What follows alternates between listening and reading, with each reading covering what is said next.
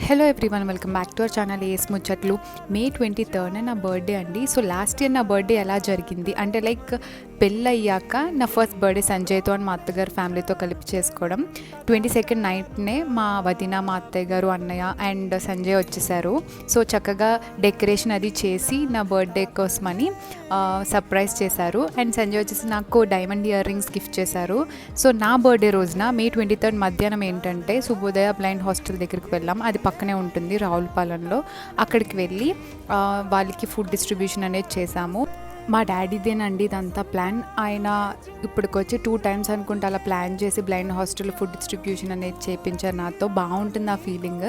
And evening వచ్చేసి మా daddy ఇలాగా పార్టీలా ప్లాన్ చేశారు. ఎవ్రీ ఇయర్ మే కదా, సో హాలిడేస్లో అక్కలందరూ ఉంటారు. అండ్ మా అత్తయ్య గారి సైడ్ చుట్టాలు అంటే బావగారు, అక్కలు అందరూ వచ్చారు. సో హ్యాపీగా బాగా జరిగింది event. That's it for this video.